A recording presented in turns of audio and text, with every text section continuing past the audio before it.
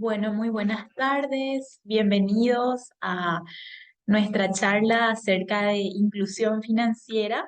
Ya para dar inicio en honor a la puntualidad de todos los que ya estamos aquí presentes, me gustaría comentarles acerca de cómo surge esta iniciativa.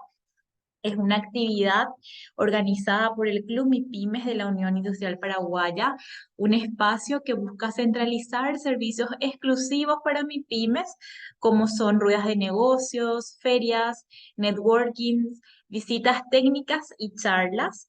Así también el programa MIPYME Compite, que cuenta con el apoyo de la Unión Europea, es un esfuerzo conjunto de 5 instituciones, las cuales son el Ministerio de Industria y Comercio, el Grupo Banco Mundial, la Federación de Cooperativas de Producción FECOPROD, la Organización de Naciones Unidas para el Desarrollo Industrial y la Unión Industrial Paraguaya. El programa tiene como objetivo principal contribuir al crecimiento económico inclusivo y sustentable, la creación de empleos a través de MIPYMES mejor desarrolladas y más competitivas en un ambiente de negocios mejorado. Durante la charla de esta tarde vamos a estar conociendo acerca de los retos y las oportunidades de inclusión financiera en América Latina y los principales resultados de la más reciente encuesta de capacidades financieras de CAF realizada en nuestro país el año 2022. Y ya para no extenderme, porque les adelanto que tenemos una disertante de primer nivel. Ella es la señora Diana Mejía, especialista senior en inclusión financiera en CAF. Es economista y magíster en economía de la Universidad de los Andes en Bogotá, Colombia, y máster en administración pública de la Escuela Kennedy de Gobierno de la Universidad de Harvard. Ha trabajado en diversos proyectos de inclusión y educación financiera. Asimismo, ha liderado proyectos de innovación, productividad y educación para el trabajo en varios países de América Latina, y además ha sido autora de varias publicaciones relacionadas al tema de hoy. Así que es un gusto, señora Diana, poder tenerla aquí con nosotros. Eh, Me gustaría ya cederle la palabra. Yo voy a un momentito nada más habilitarle para que pueda eh, tener todas las funciones. Así que, listo, ya, bienvenida y le cedo la palabra. Muchísimas gracias, Rebeca. Muchas gracias por la invitación. Muchas gracias al Club MIPYMES de la Unión Industrial Paraguaya por esta gentil invitación para ser parte de estas charlas. Voy entonces a proceder a compartir mi pantalla para mostrarles la presentación que espero estén viendo. ¿Me confirma, Rebeca, si la están viendo? Perfecto. Bueno, pues muy buenas tardes a todos. Muchísimas gracias por su asistencia el día de hoy.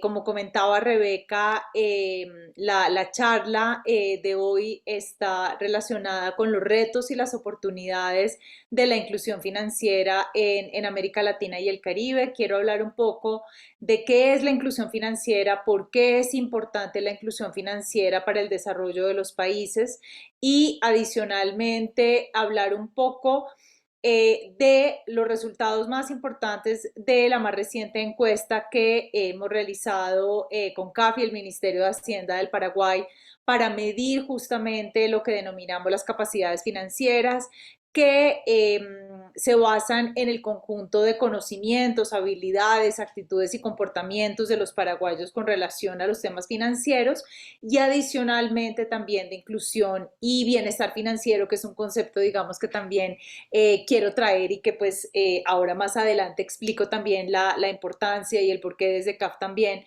estamos haciendo mucho énfasis en analizar el impacto de la inclusión financiera en el bienestar financiero. Entonces, básicamente voy a hablar de 4 temas generales. El primero, la importancia de la inclusión financiera. El segundo, muy brevemente, la situación actual de la inclusión financiera en América Latina. Vamos a ver también algunas cifras para el Paraguay. Posteriormente, la relevancia de este término, digamos, que vamos a ver ahora, que es el bienestar financiero, y como les comentaba, algunos resultados de esta encuesta de capacidades financieras para el Paraguay que realizamos a mediados de 2022 en conjunto con el Ministerio de Hacienda del Paraguay. Entonces, ¿cuál es la importancia de la inclusión financiera? Lo que hemos visto en la evidencia internacional es que la inclusión financiera es un elemento clave para el desarrollo de los países.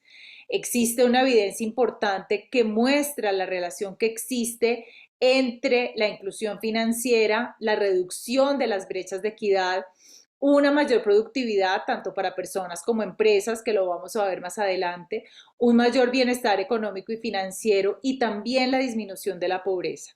Y algo que es muy importante es que la inclusión financiera genera externalidades positivas hacia el cumplimiento de al menos 7 de los 17 objetivos de desarrollo sostenible. Como vemos aquí en la pantalla, estamos hablando de efectos relacionados con el fin de la pobreza, con hambre cero, con temas de salud y bienestar, igualdad de género, que vamos a hablar muy brevemente, porque digamos necesitaríamos otra charla completa para hablar de las brechas de género también que encontramos en temas de inclusión financiera y educación financiera.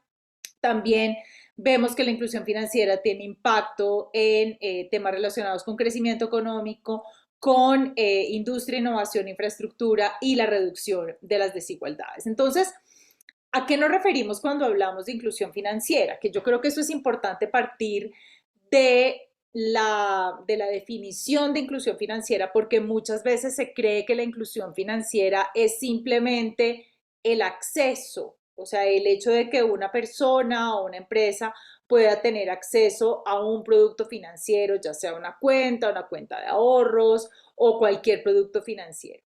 Sin embargo, la inclusión financiera es un concepto mucho más amplio, es un concepto multidimensional que, como vemos aquí, tiene elementos tanto de la oferta como de la demanda. Entonces, el acceso es una de esas dimensiones, que es, digamos, esa puerta, ¿no? Que nos permite entrar al sistema financiero formal, y que la denominamos como ese grado en el que los consumidores nuevos o desatendidos pueden obtener productos y servicios financieros adecuados a un precio asequible. Entonces, eso es una dimensión desde la oferta, es decir, es tener la posibilidad de poder acceder al sistema financiero con algún producto.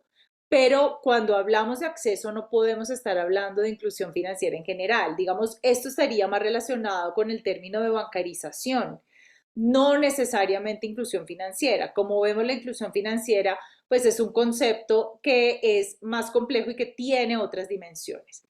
Otra de las dimensiones que es muy importante es la dimensión de uso.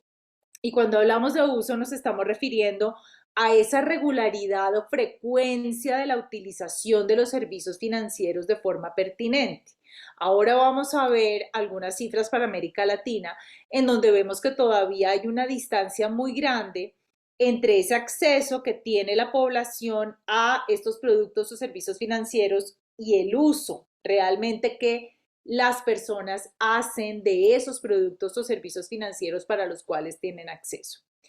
Por otro lado, tenemos una dimensión que es muy importante, que está relacionada con la calidad, es decir, ese grado de satisfacción de las necesidades de los clientes con los servicios que ofrece el mercado. Es decir, qué tanto las entidades financieras, o ahora, digamos, las fintech, están diseñando productos financieros que se estén de alguna manera adecuando a las necesidades específicas de los diferentes segmentos de clientes, ¿no? Muchas veces pensamos que pues, los productos son iguales y que pueden servirle, digamos, pues a una gran cantidad de segmentos de clientes, y no necesariamente.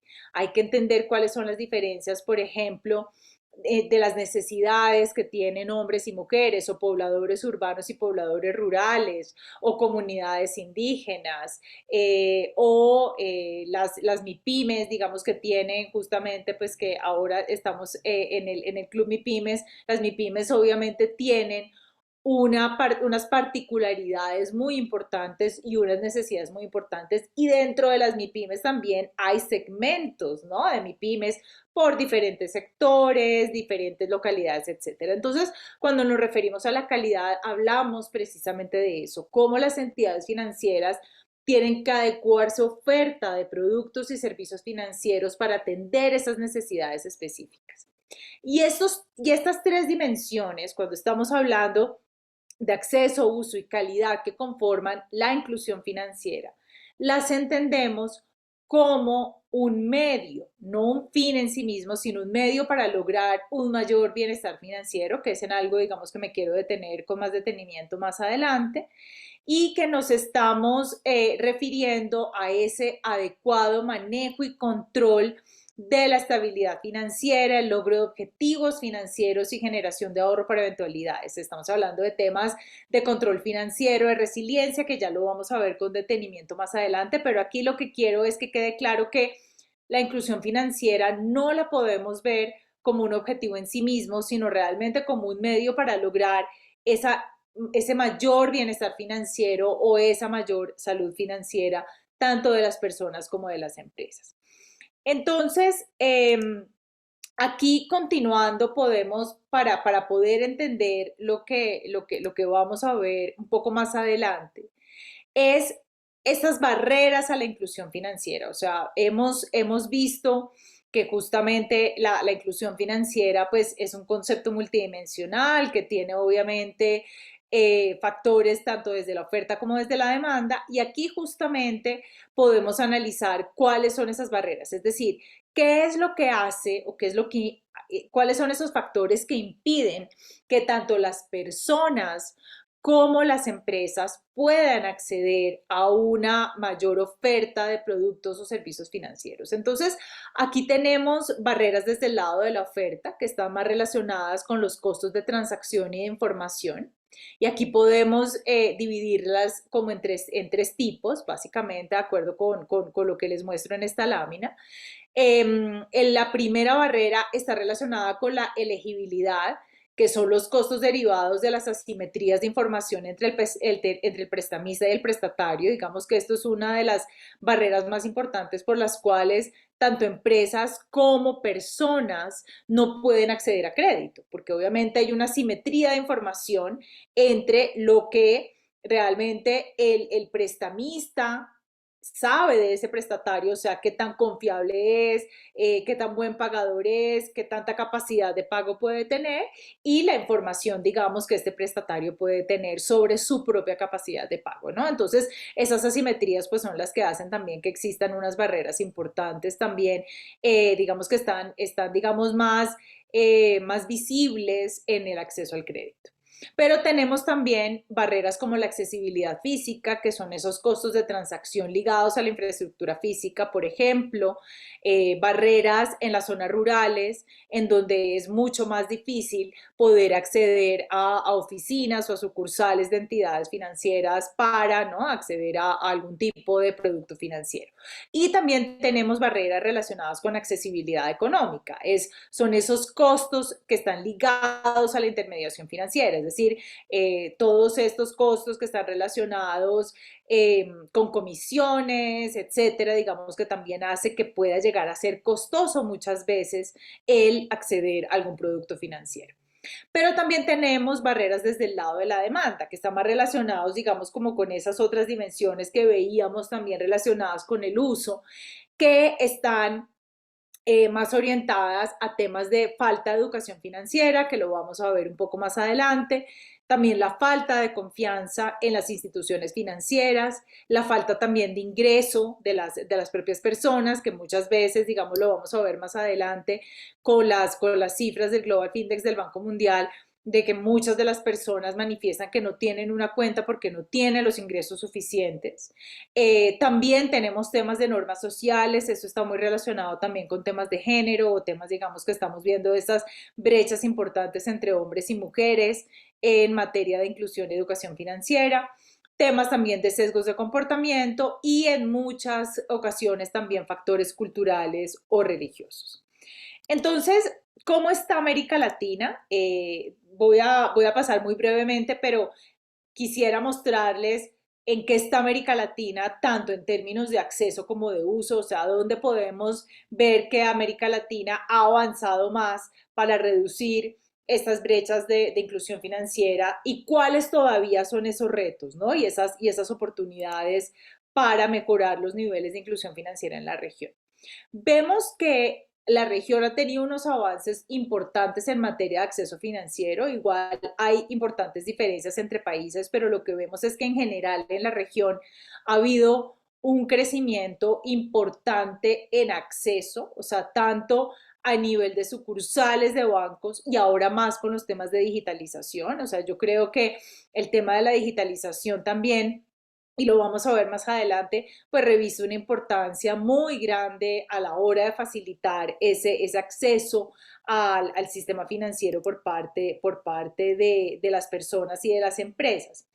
También lo que vemos, aunque ha habido avances importantes, son las condiciones para el desarrollo de la inclusión financiera. Aquí en esta lámina vemos resultados de estudios realizados por el Microscopio Global para América Latina. Esta es la última medición, en donde lo que ustedes ven es que la mayoría de los países de América Latina están, digamos, en puntajes por encima de los 50 puntos. Digamos, aquí en el caso de Paraguay, por ejemplo, tiene un total de 60 puntos, perdón que aquí me pasé a esta lámina, me está como, ok, aquí digamos como con temas importantes de avance, como los temas de estabilidad e integridad, que está más relacionado con requisitos de entrada al mercado, requisitos de operación, temas de la debida diligencia, de la capacidad de supervisión y de la seguridad cibernética.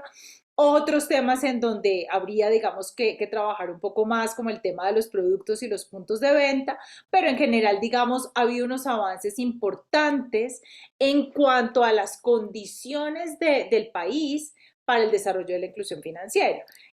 Por ejemplo, el caso ya de Paraguay, que tiene una estrategia nacional de inclusión financiera liderada por el Ministerio de Hacienda y también pues en coordinación con diferentes entidades como el Banco Central del Paraguay y otras instituciones en donde el sector privado también pues ha tenido eh, un, eh, un nivel de compromiso importante para desarrollar esa política pública de inclusión financiera. Entonces, aquí lo que vemos es que la mayoría de los países se ha movido, digamos, a crear estas condiciones o a crear estas políticas públicas, estos marcos regulatorios para el desarrollo de la inclusión financiera. Sin embargo, ¿qué estamos viendo desde el tema de la demanda o desde el tema del uso? Y es que aún vemos unas brechas muy importantes. Aquí en esta gráfica lo que ustedes pueden ver es en las líneas verdes de arriba, no sé si aquí lo puedo, aquí sí, las opciones de puntero, eso, aquí está. Entonces, aquí pueden ver en estas líneas verdes, estos son los países emergentes. Perdón, los países desarrollados, disculpen. Estas líneas verdes son los países desarrollados. ¿Qué quiere decir esta línea punteada verde? Está hablando de las cuentas bancarias abiertas, o sea, podemos, digamos, ver que esto se estaría relacionando con estadísticas de acceso, es decir, la cantidad de cuentas abiertas que tienen las economías desarrolladas. Y la línea seguida está relacionada con las cuentas activas. Si ustedes ven, realmente la diferencia es muy poca, o sea, las cuentas abiertas está casi que cercana al 100% y las cuentas activas están muy cercanas al 90%, o sea que realmente no hay una diferencia importante. Sin embargo, las líneas azules nos muestran lo mismo, pero para las economías en vías de desarrollo, en donde tenemos la línea punteada es el acceso, es decir, que lo hemos visto que ha venido creciendo de una manera importante, ¿no? Desde 2014 hasta 2021 vemos, digamos que en promedio para la región estamos hablando de un 60% de acceso de cuentas activas.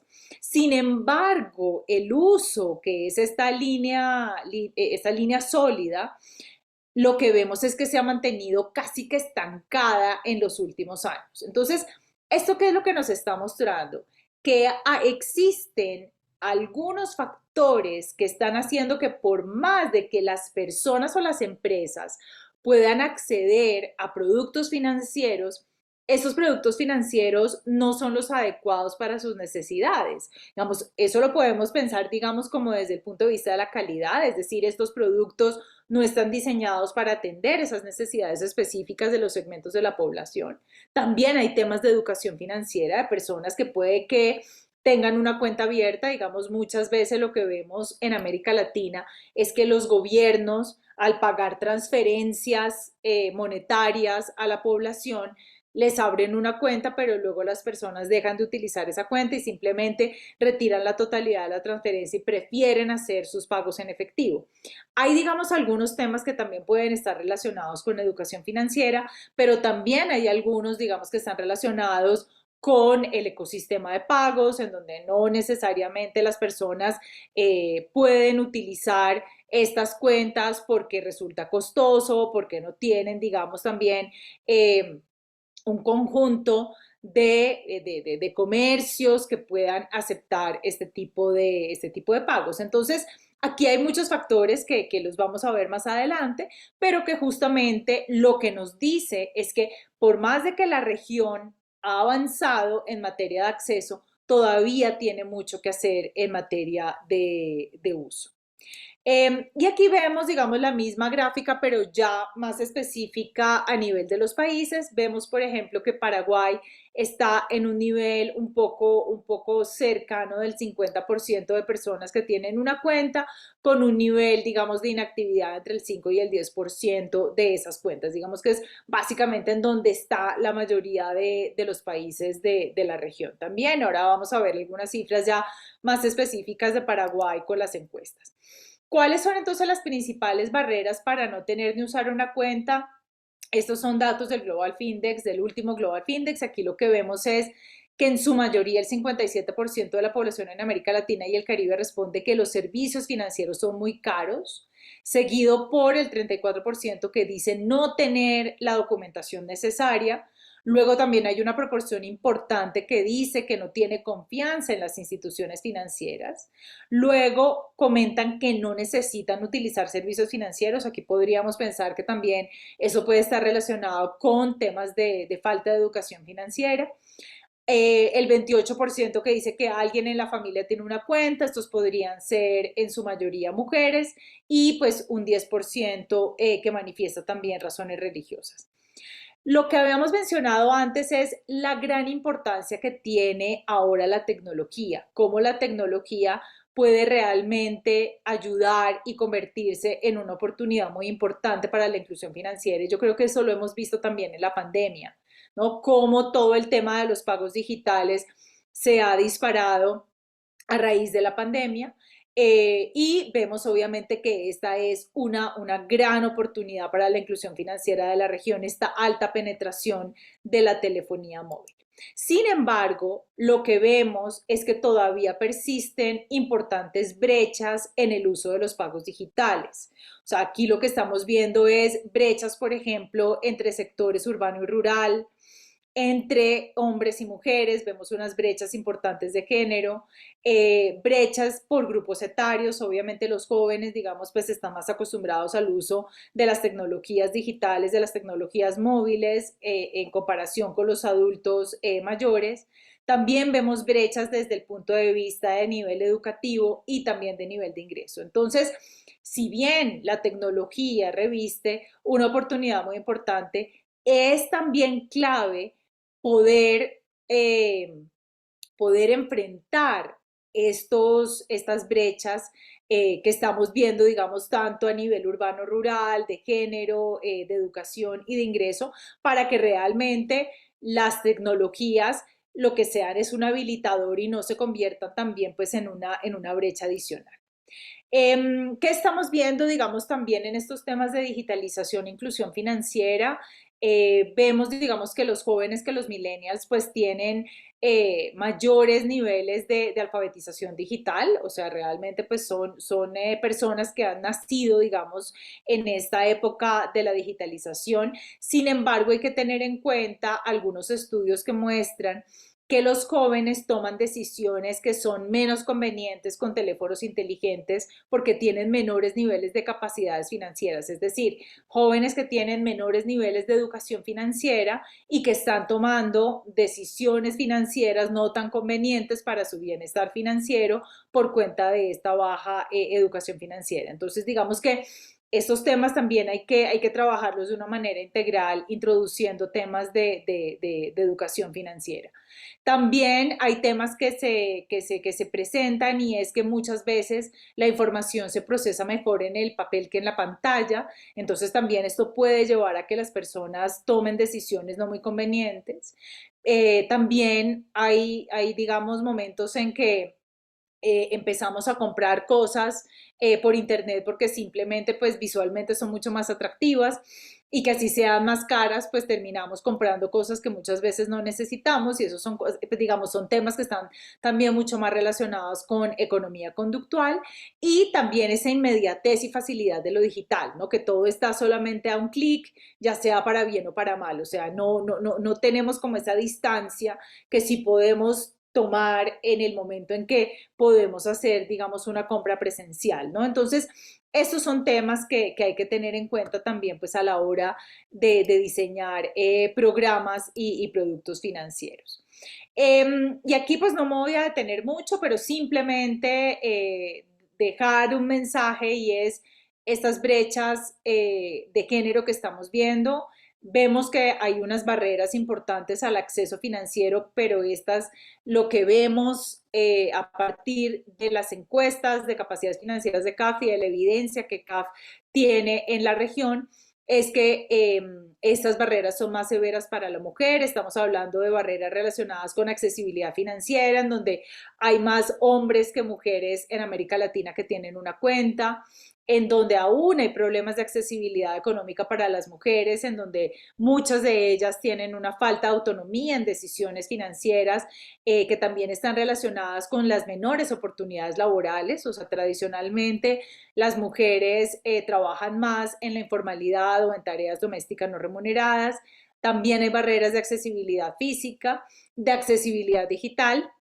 Hay evidencia también de que las mujeres tienen una menor tenencia de teléfonos móviles y acceso a Internet que los hombres y menores niveles de alfabetización digital y también de elegibilidad. O sea, en general lo que se ve es que en promedio las mujeres llegan a tener peores condiciones crediticias por el hecho, digamos, ya sea de que no tienen colaterales, pero también por temas de discriminación directa o indirecta en las instituciones financieras, con lo cual pues tienen peores condiciones crediticias que los hombres, ¿no? Entonces, también por eso es tan importante tener esta visión de las diferentes necesidades de los segmentos de la población para poder hacer un buen diseño de productos y servicios financieros. Y aquí quiero centrarme un poco en lo que mencionaba al comienzo, que está relacionado con el bienestar financiero. Y antes, digamos, de hablar de bienestar financiero, si quisiera detenerme pues en un concepto importante que hace parte del bienestar financiero y es la vulnerabilidad financiera y cuáles son estas consecuencias de la vulnerabilidad financiera en el bienestar financiero. Esta es una de las preguntas que hacemos en las encuestas de capacidades financieras de CAF, que está relacionada justamente con el tiempo en el que una persona puede seguir cubriendo sus gastos cuando pierde su principal fuente de ingresos.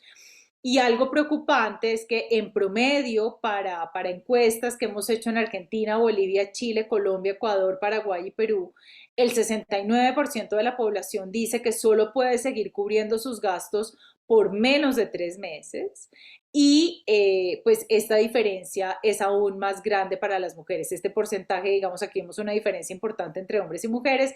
Este porcentaje asciende a 71% en las mujeres y a 67% en el caso de los hombres. Entonces, ¿a qué nos referimos cuando hablamos de salud o bienestar financiero? Digamos que se pueden tomar como sinónimos estos dos términos. Nos referimos a la medida en la que una persona o familia puede gestionar sin problemas sus obligaciones financieras actuales y sentirse segura de su futuro financiero. Entonces aquí hablamos de 4 componentes de la salud y el bienestar financiero. El primero se refiere al día a día, es decir, esa gestión adecuada de las finanzas a corto plazo para cumplir con las obligaciones financieras y las necesidades de consumo.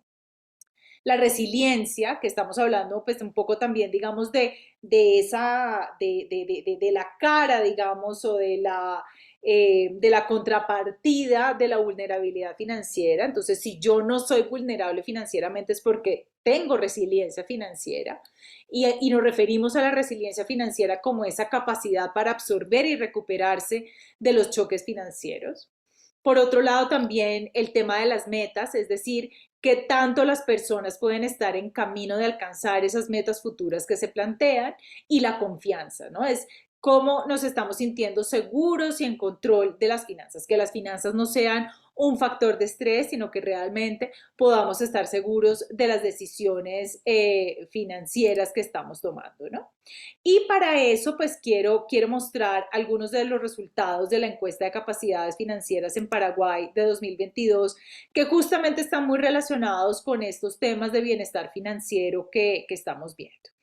Esta es una encuesta mucho más extensa, pues estamos trabajando con el Ministerio de Hacienda ya para tener un documento público. Sin embargo, pues esta información, pues para el que la necesite, con mucho gusto la hacemos llegar, pero estamos trabajando con el Ministerio ya pues de Hacienda para poder, digamos, ya generar un documento con el análisis de los resultados. Aquí presento pues unos resultados como los más relevantes de alguna manera, digamos, como los más llamativos. Básicamente aquí, como les comentaba, estas encuestas son encuestas representativas a nivel nacional, son encuestas de demanda que se hacen a personas mayores de 18 años en todo el ámbito nacional, en todo el Paraguay y miden no solamente temas relacionados con conocimientos financieros, como vamos a ver más adelante, sino también habilidades, actitudes y comportamientos financieros y temas relacionados con inclusión financiera. Entonces, lo que hemos visto en estas encuestas es que menos del 20% de los paraguayos declara haber podido ahorrar en el último año. Digamos que esto es un dato que está muy por debajo del promedio de la región. Igual la región, digamos que América Latina, pues no se ha caracterizado por tener unas altas tasas de ahorro, sin embargo estamos viendo que en otros países, pues estas cifras pueden estar por el orden del 40%, 50%. Aquí estamos viendo que el 18% de los paraguayos contesta que ha estado ahorrando en los últimos 12 meses. Quienes más han estado ahorrando básicamente son las personas que viven en ámbitos urbanos. Aquí una diferencia importante, en el ámbito urbano el 21% de la población dice que está ahorrando versus las personas que viven en zonas rurales en donde solamente el 11% manifiesta estar ahorrando. Y los más jóvenes son los que también manifiestan que han estado ahorrando.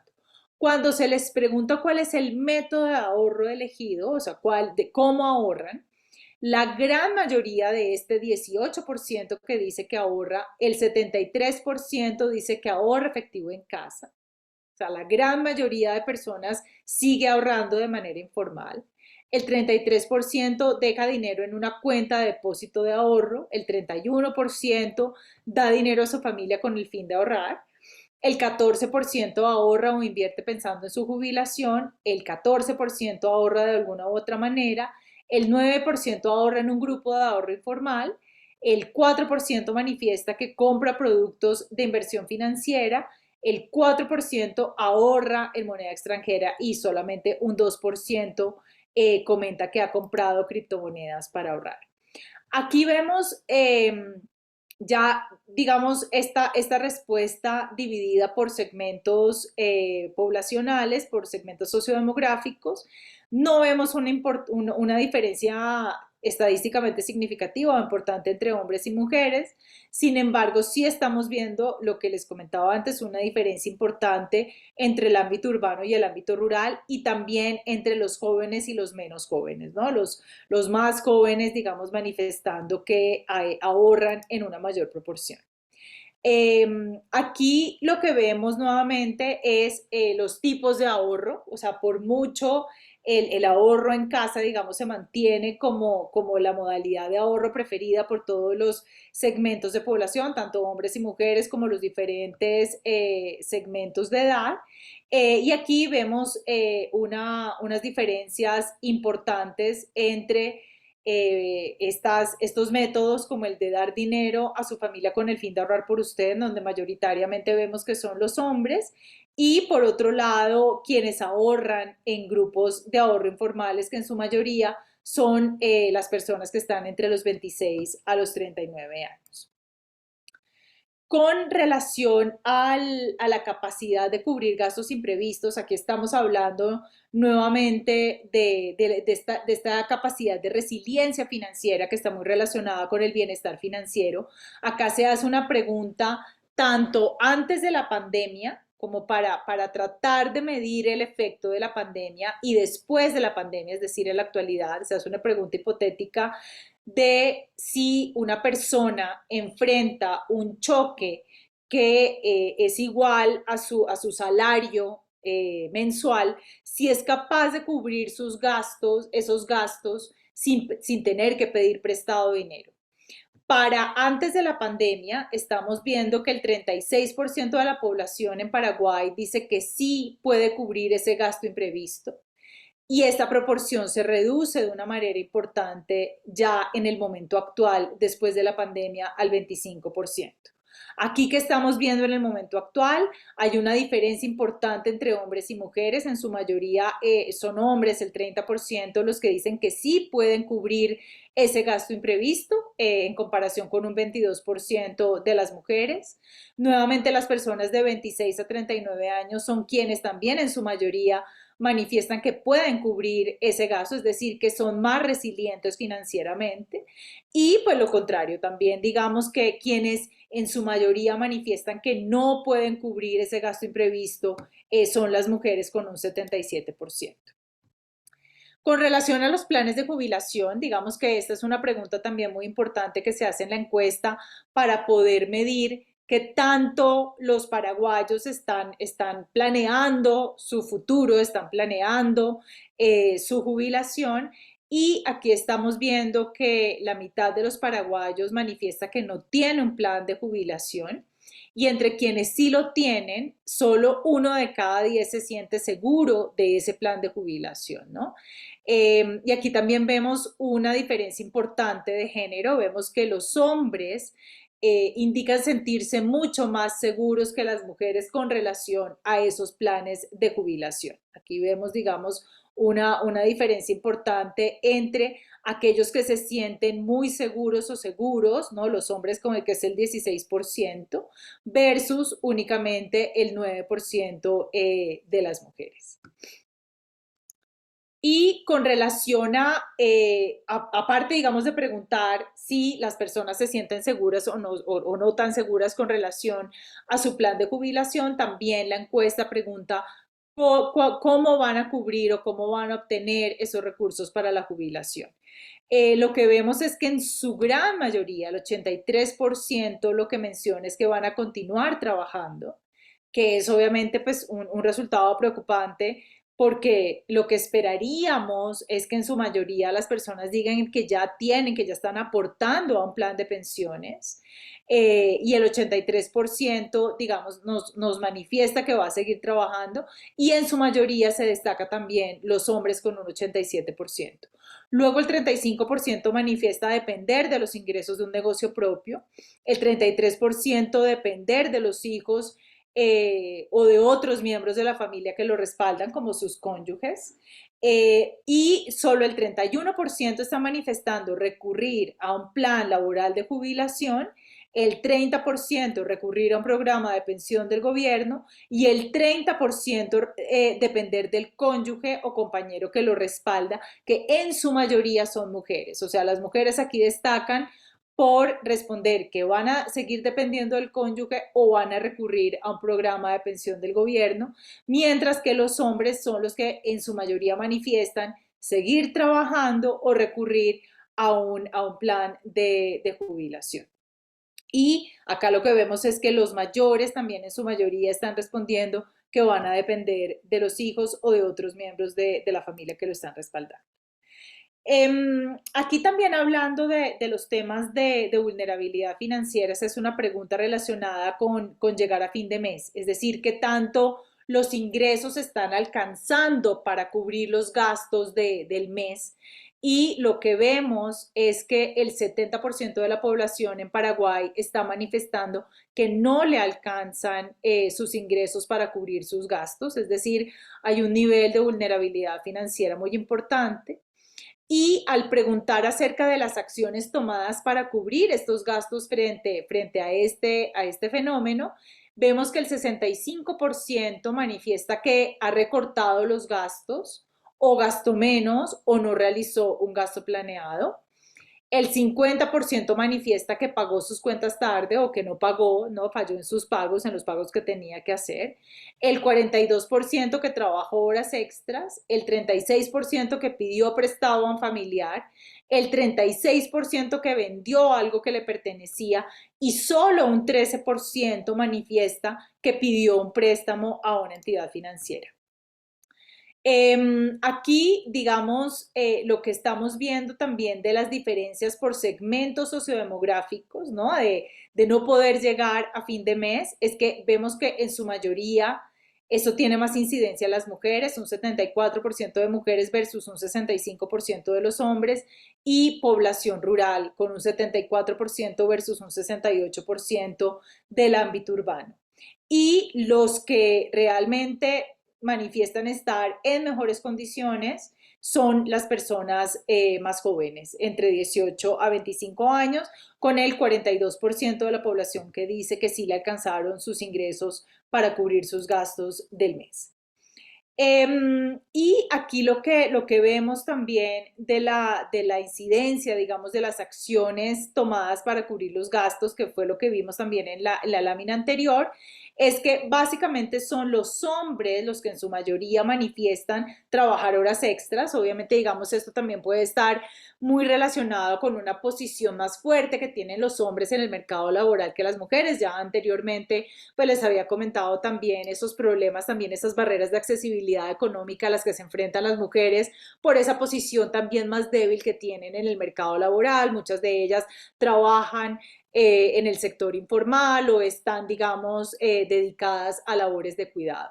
Y por otro lado también son los hombres los que manifiestan que pueden vender algo que les pertenece, ¿no? En el momento, digamos, en que sus ingresos no les alcanzan a cubrir sus gastos.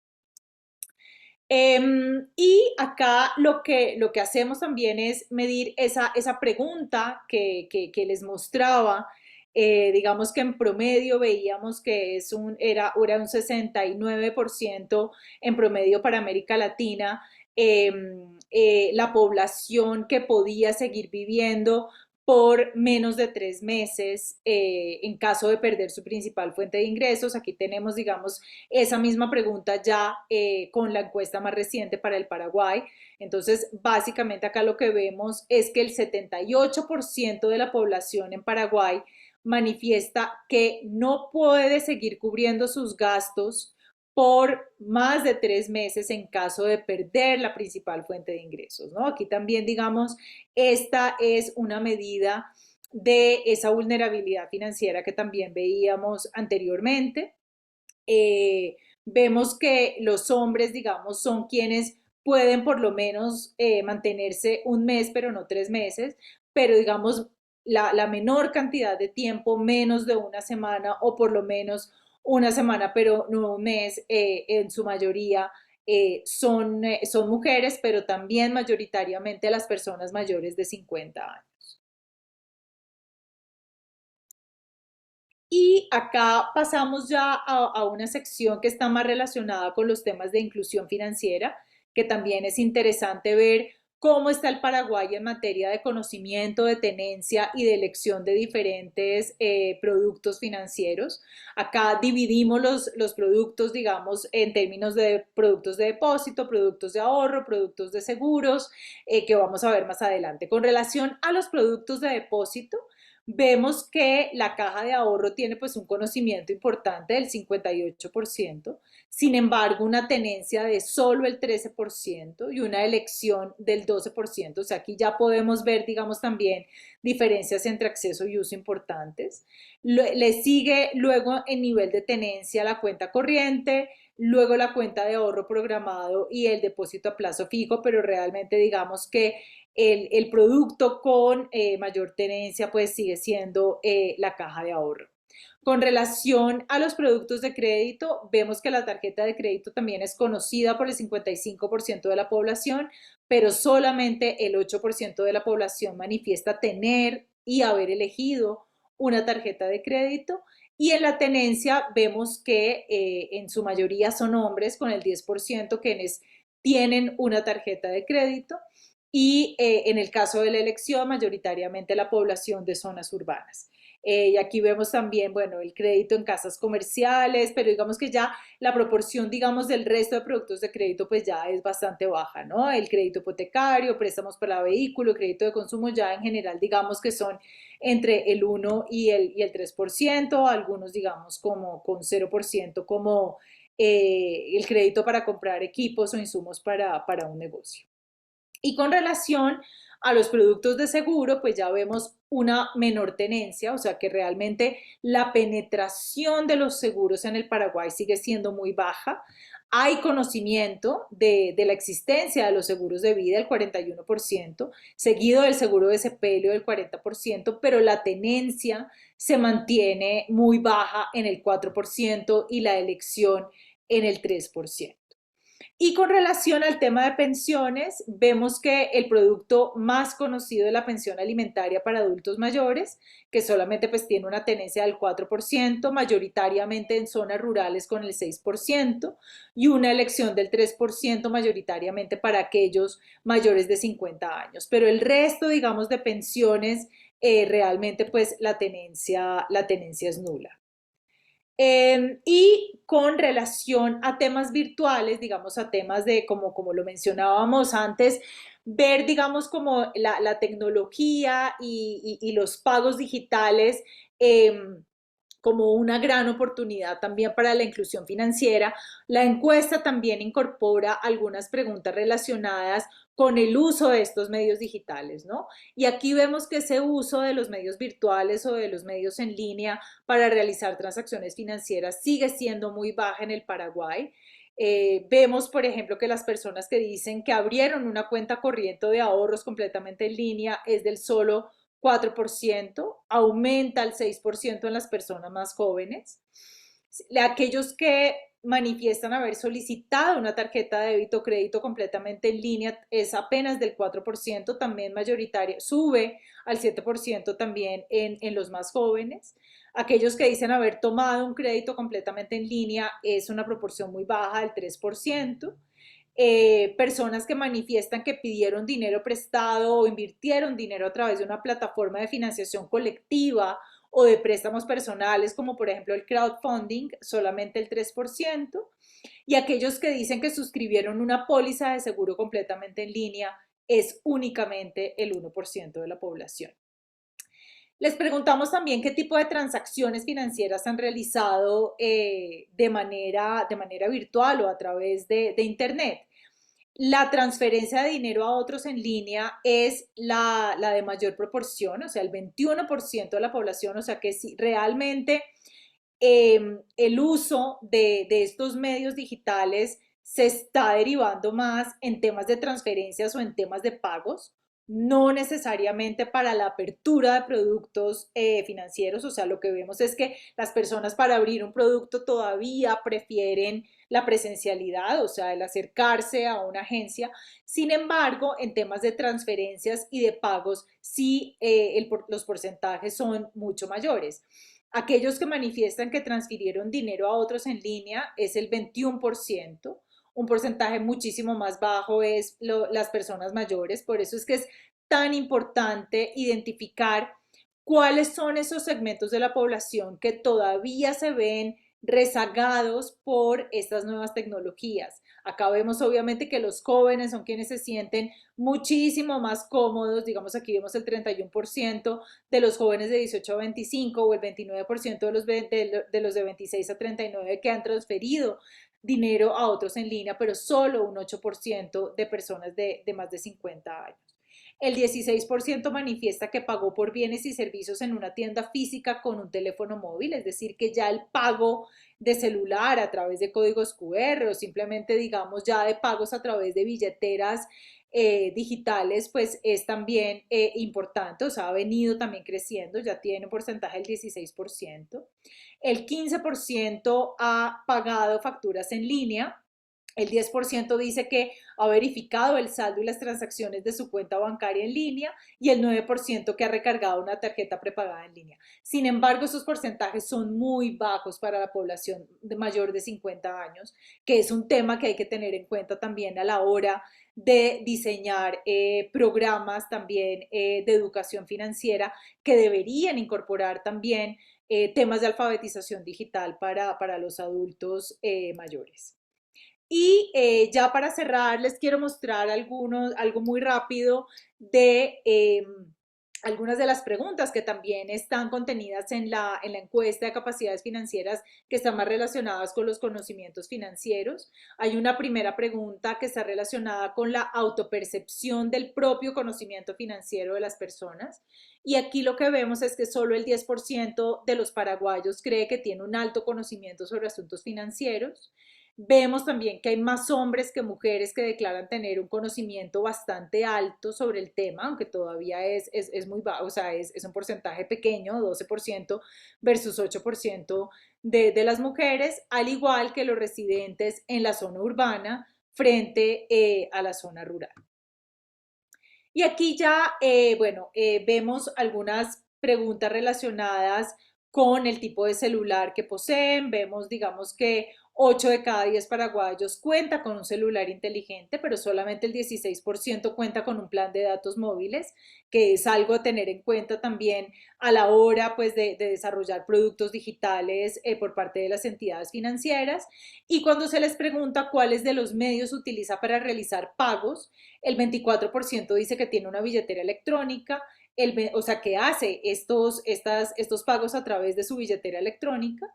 El 21% dice que utiliza Internet, pero vemos todavía una proporción importante que dice que no utiliza, el 61%. Y aquí vemos algunas preguntas ya más relacionadas con conocimientos, en donde vemos que 4 de cada 5 paraguayos tiene los conocimientos para poder resolver una operación financiera básica. Esta es una operación, simplemente es una división en donde se les dice, imagine que 5 hermanos reciben un regalo o herencia de 1 millón de guaraníes, ¿cuánto tendría cada hermano? Entonces aquí vemos que el 79% de la población responde correctamente y nuevamente volvemos a ver una brecha de género importante con el 82% de los hombres contestando correctamente versus el 76% de las mujeres. Luego, digamos, ya en la medida en que se introducen otros conceptos, acá se incluye, digamos, un tema relacionado con inflación. Se les dice, ahora imagine que los hermanos tienen que esperar un año para disponer de su parte del 1 millón de guaraníes y la inflación se mantiene en 3% anual. Luego de un año, ellos van a poder comprar más, menos o la misma cantidad. La respuesta correcta es menos por efectos de la inflación y el 52% de la población en Paraguay responde correctamente. Luego aquí preguntamos acerca de la existencia o no de un pago de intereses. Se les pregunta, imagine que usted prestó 100.000 guaraníes a un amigo una noche y él le devolvió estos 100.000 guaraníes al día siguiente. Si existe o no un interés por el pago de ese préstamo, la respuesta correcta es que no y el 91% de las personas responde correctamente. Luego ya relacionado con la tasa de interés compuesta, aquí ya se reduce de una manera importante las respuestas correctas, obviamente pues ya son conceptos un poco más complejos, aunque pues no deberían serlo y son digamos conceptos muy importantes también a la hora de tomar un crédito o a la hora de tomar la decisión de invertir o de ahorrar en un depósito a término, el hecho de que las personas puedan entender el concepto de interés compuesto en donde solamente el 26% de los paraguayos contesta correctamente. Aquí vemos que la mayoría de los paraguayos responde correctamente el concepto de inflación, cuando se les pregunta si es verdadero o falso que una alta inflación significa que el costo de vida está aumentando rápidamente.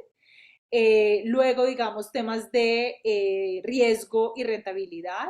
Cuando se invierte mucho dinero también existe la posibilidad de que se pierda mucho dinero, el 81% como responde correctamente. Y bueno, aquí hay, digamos, una serie también de preguntas relacionadas con riesgo y rentabilidad, como por ejemplo, es menos probable que usted pierda su dinero si lo guarde en más de un lugar. Eso está más relacionado con diversificación. El 61% responde correctamente, pero por ejemplo, todavía hay un desconocimiento del tema de las criptomonedas. A la afirmación, las criptomonedas son una moneda de curso legal, al igual que los billetes y las monedas de un país, el 31% responde que sí. O sea, todavía, digamos, hay que trabajar, obviamente, en temas de educación financiera relacionados pues con estos nuevos conceptos financieros y todas estas innovaciones financieras. Y bueno, ya para terminar, porque veo que ya me queda poco tiempo, en conclusión, lo que estamos viendo con el estado de la inclusión financiera en América Latina es que los países pues han alcanzado avances importantes en materia de acceso, pero todavía persisten rezagos significativos en educación financiera y eso lo estamos viendo también en el caso del Paraguay, que limitan la incorporación de las personas y de las empresas en el sistema financiero y afectan la sostenibilidad y el uso adecuado de productos y servicios.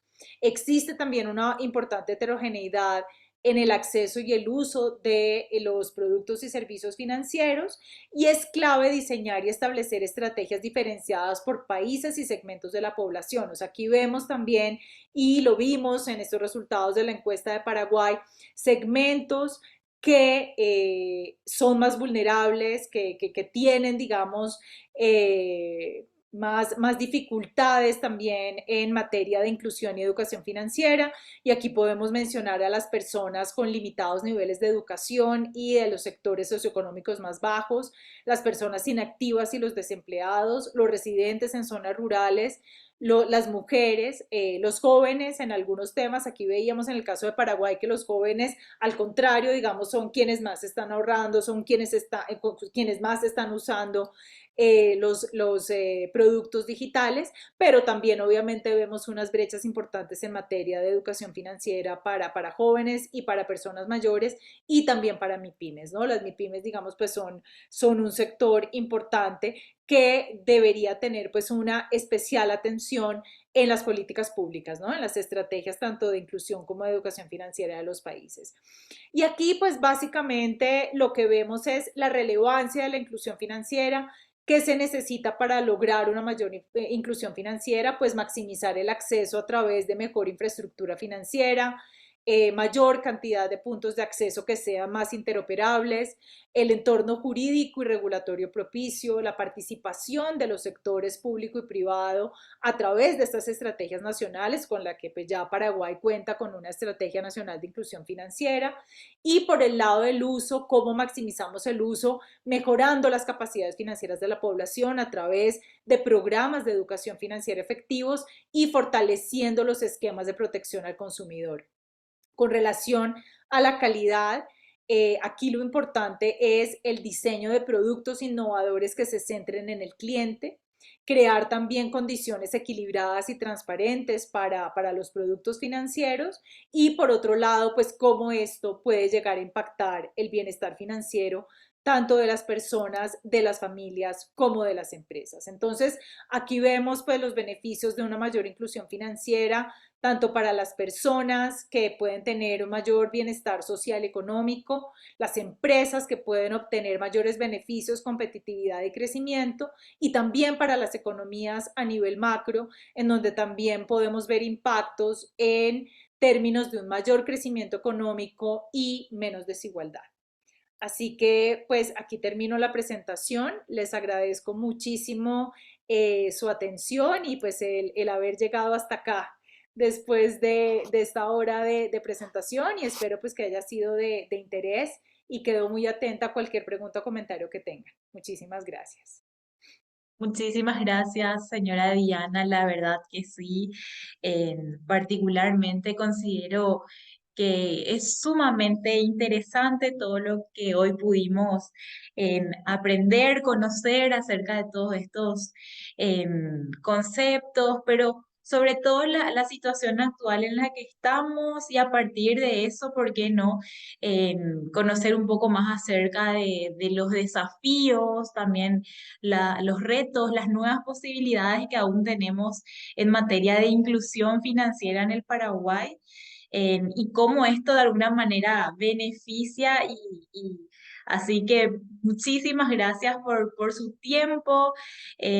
Aprovecho para también extender mi agradecimiento a todos los que nos están acompañando. La verdad que tenemos una audiencia importante y que se mantuvo por sobre todo porque eh, sumamente interesante la charla y quisiera también comentarles, aprovechando la oportunidad, que vamos a seguir teniendo este tipo de actividades con el Club MIPYMES. Tenemos calendarizadas todavía ciertas charlas en materia de inclusión y negocios, también temas de género, tipos de sociedades en alianza con la CAF y también otras instituciones que colaboran con el Club MIPYMES. También se viene una rueda de negocios en el mes de octubre, así que extiendo la invitación a todos. Aquellos que estén interesados en conocer un poco más acerca del club, vamos a estar acercándoles nuestra presentación a sus correos electrónicos para que puedan integrar, ser parte de este espacio que tenemos aquí en la UIP. Así que me fijo un momentito en el chat, estoy viendo nada más los comentarios. Sumamente claro todo, excelente, genial. Muchísimas gracias por acompañarnos y quisiera pedirles un último favor. Aquellos que tengan la posibilidad de encender sus cámaras, que puedan hacerlo para hacer una pequeña foto grupal. Entonces, dejamos como respaldo, pero ahí veo que sí les voy a pedir un poco de paciencia para captar todas un ratito,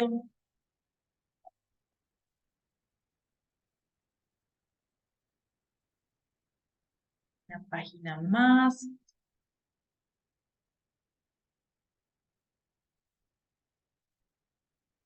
Excelente. Bueno, muchísimas gracias, señora Diana. Esperamos, por qué no, tener una próxima oportunidad para volver a compartir con ustedes en otra charla y así que tengan feliz resto de jornada y les esperamos siempre en las actividades del club. Muchísimas gracias, Rebeca. Ha sido un placer y muchísimas gracias a todos por su asistencia. Gracias. Hasta luego. Buenas noches. Luego, buenas noches.